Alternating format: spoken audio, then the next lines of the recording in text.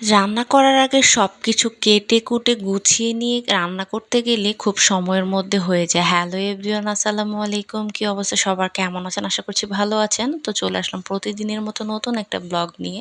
তো আজকের ব্লগটা শুরু করে দিয়েছি সকালের নাস্তা দিয়ে।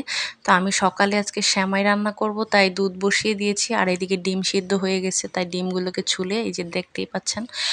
তারপরে হচ্ছে নাস্তা টাস্তা খেয়ে আমি হচ্ছে চলে যাব রান্নার কাজে। আর আজকে রান্না করব পুঁইশাক, রান্না করব ইলিশ মাছের মাথা দিয়ে। তো ইলিশ মাছের মাথা দিয়ে পুঁইশাক রান্না করব, আর হচ্ছে টমেটো দিয়ে তেলাপিয়া মাছ ভুনা করব। আজকে আমার এই দুইটাই রান্না। তো দেখতেই পাচ্ছেন এখানে আমি তেলাপিয়া মাছটাকে হলুদ লবণ মেখে রেখে দিয়েছি। তেলটা গরম হয়ে গেলে মাছটাকে সুন্দর করে ভেজে নিব। আমি আগে মাছ খুব কম করে ভাজতাম, বাট ইদানিং আমি হচ্ছে মাছ একবারে কড়া করে ভাজি। কেন জানি না, কড়া করে না ভাজলে একদমই ভালো লাগে না। তো ওইদিকে হচ্ছে মাছটা ভাজতে দিয়ে আরেক চুলায় হচ্ছে আমি পুঁইশাকের তরকারিটা বসায় দিব। আর যেহেতু আমার সব কিছু একদম কাটা কোটা রেডি করা আছে, তাই দুই চুলায় দুইটা তরকারি বসায় দিলে খুব তাড়াতাড়ি হয়ে যায়। তো যাই হোক, দেখতেই পাচ্ছেন আমি এখানে মশলাটাকে ভালোভাবে কষায় নিচ্ছি। আসলে রান্নার আগে মানে কাটাকুটা করতেই যতটা সময় লাগে, কিন্তু কাটাকুটা সব কিছু যদি রেডি থাকে রান্না করতে কিন্তু খুব একটা সময় লাগে না। আবার দেখা গেছে অনেক সময় যে আমরা রান্না করতেছি, একটা বসাচ্ছি, আবার একটা কাটতেছি, একটা করতেছি, মানে এদিক ওদিক করতে গেলে না তখন ঝামেলা বেঁধে যায়, বা কাজটা করতেও একটু মানে দেরি হয়ে যায়।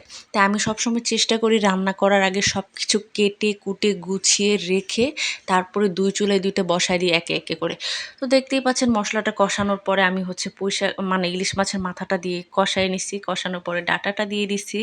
তারপরে এই পাশে হচ্ছে আমার মাছ ভাজা হয়ে গেলে তুলে রেখে মশলা কষে মাছটাকে নিয়ে মশলার মধ্যে একটু মাছটাও কষায় নিলাম। তো মাছের তরকারিতে ঝোল দিয়ে এদিকে দেখতেছি ডাঁটাগুলো সিদ্ধ হয়েছে কিনা। তো ডাঁটাগুলো চেক করার পরে দিয়ে দিব এখন পুঁই শাকটা। আসলে ইলিশ মাছের মাথা দিয়ে পুঁই শাক রান্না করেন বা যেটা রান্না করেন না কেন খুব মজা লাগে। চিংড়ি মাছ দিয়েও কিন্তু খারাপ লাগে না। তো যাই হোক, যেহেতু আমি তেলাপিয়া মাছের ঝোল দিয়ে দিছি, ওটা হয়ে যাবে। তো এদিক দিয়ে হচ্ছে আমি চালটা ধুয়ে নিব, কারণ ভাত বসায় দিব। আমি হচ্ছে ফার্স্টে যেটা করি, আগে হচ্ছে তরকারিগুলো রান্না করি। যেহেতু ভাতটা খেতে দেরি আছে, দুপুরে খাবো, তো ভাতটা আমি সবার শেষে বসাই, তাহলে ভাতটা একদম গরম গরম থাকে।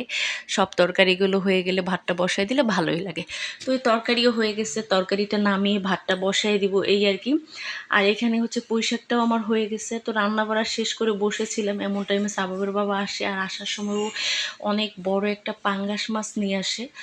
আর যেহেতু আমি পাঙ্গাস মাছটা অনেক বেশি পছন্দ করি, আমি আর বাচ্চারা, কিন্তু আমার হাজব্যান্ড পাঙ্গাস মাছ একদমই খায় না। তো ভাবলাম যে মাছটাকে ভালোভাবে যেহেতু আনছে, ভালোভাবে ধুয়ে রেখে দিই, আর হচ্ছে কয়েক পিস আমাদের জন্য ভেজে নিই, এই আর কি। তো এখানে হলুদ লবণ মেখে আমি মাছটাকে ভেজে নিব। তো ঠিক আছে, সবাই ভালো থাকবেন। আজকে এই পর্যন্ত। আজকের ব্লগটা কেমন লেগেছে অবশ্যই জানান। আল্লাহ হাফেজ।